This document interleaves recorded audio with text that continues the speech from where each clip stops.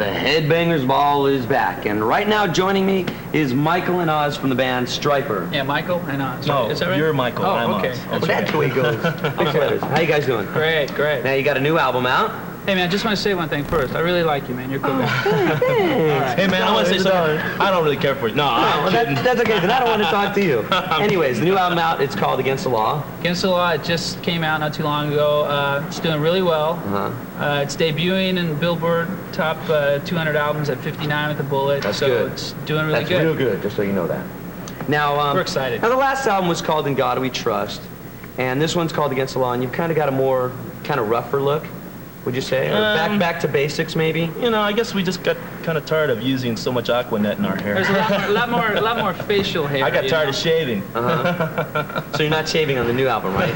Is there a different sound, the unshaven look? Does that give you a different sound? Oh yeah, definitely. More distortion in the guitars. You know, the drums kind of distort. You know, when sure. I rehearsed to play solos on this record, I was like, I set up my rehearsal room right next to the trash cans in the garage to smell that, you know, that smell. Back to the basics. Yeah. Now, is that the feel of the new album, do you think? Is it really kind of back to the basics? Yeah, it is. pretty much. We're getting back to our roots, you know, meaning... What are your roots? Our roots are groups like Aerosmith, Van Halen, absolutely. Led Zeppelin. Van Halen 1 and 2, Led Zeppelin. UFO. We were Judas Priest. Do you kind of have that feel coming in on the new album? It's a lot looser, less perfected, and, you know, it's more fun, you know. Yeah. Just Did you have a lot of fun time. doing this album? Oh, man, we had a party. Really? Definitely. Oh, totally. Definitely. Good. We're going to be back with these guys, but right now it's time to play the number 4 Skull Crusher of the Week by somebody that was just here a couple minutes ago. This is Rat with Loving Is a Dirty Job.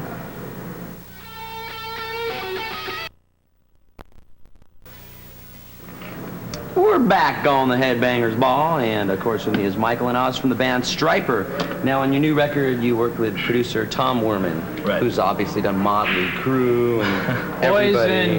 The list goes on. Hi, Tom. And now he did Stryper's record. He did Stryper's record. What was it like working with Tom? It was great.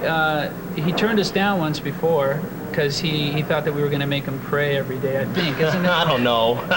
He didn't say that. Straight on all the set people straight on all the misconceptions they have about Stryper. He did turn us down once before, but you know, we kept on him when we were in pre-production for this album, and sent him a tape. He heard the stuff. He really dug it. He said, "Let's do it." Got together. We had a blast. It was a party. You know, we had a big party while we were making the record, and I think it shows in our music. There's a lot of fun. You know, Robert kicks over cymbals, and we're laughing on the record. And we're just leaving in stuff. You know. Were those the kind of changes that you think that Tom Werman brought out, or do you think that's going to happen on a Stryper record? Either way. What he brought out in us is a new attitude. He brought out, you know, on our record 4, we were perfectionists. We'd always try to perfect it, and Tom was more the guy who would go for the attitude take versus the perfect take. And you can hear that in the record, definitely. This album's got a lot of attitude. New attitude, You can hear him, too. He's complaining to us at the very beginning of the record. Yeah, and Against the Law. That's his voice. So listen to that, you'll hear Tom Werman's Yeah, voice. so you'll hear his voice. Okay, right now we're going to be playing a song from Don Dokken. The song is called Mirror, Mirror, and this talks about, or sings about, Don's 7 years with Dokken. Oh.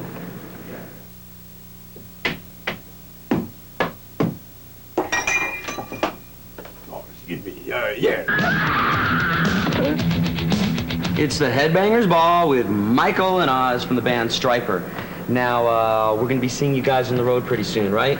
Yeah, real soon. Pretty soon. Yeah. How soon? Tell us. We're kind of hanging out for the right thing. We got a show. We got a show on the 23rd of September at Pacific Amphitheater with Dio. And Love Hate. And Love Hate soon. And 2 other bands. Yeah. So that's coming up real soon. And we're going to be playing probably some dates maybe in California, and we're trying to catch on with a tour with you know, somebody. What's a Stryper show going to be like?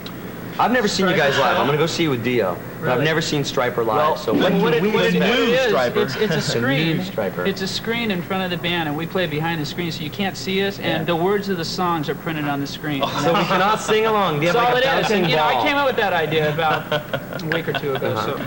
Brilliant idea. Yeah. Now let's talk about the video. Definitely been getting a lot of airplay on MTV. And while a lot of people are doing 70s covers of old rock bands, you chose to kind of rock out a 70s disco song by Earth, Wind, and Fire. You did Shining Star, which did real good. Well, Who came up with the idea? It Were you was guys pretty sitting much on Michael's idea. went home, threw on a CD. We were all looking for a cover to do.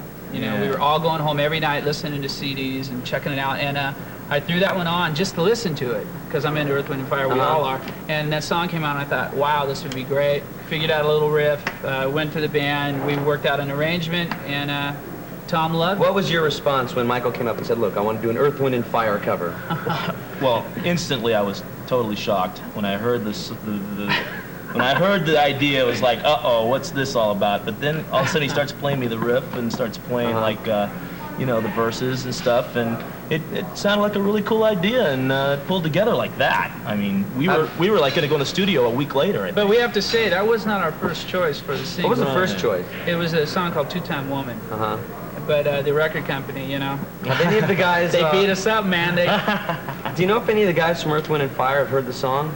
And we got any feedback from them? No feedback, but I'm sure they've heard it. But they'll just be having the royalty checks. We're going to try to get them to come jam with us on some show, you know? Yeah. Well, do you guys do like a little choreograph thing? Maybe. Well, right now let's take a look at the video from these guys. I want to thank y'all for stopping by. Hey, man, thanks. And for look having forward us, to seeing man. Stryper on the road. Right now it's time to take a look at their video. This is Stryper with the song we were just talking about, Shining Star.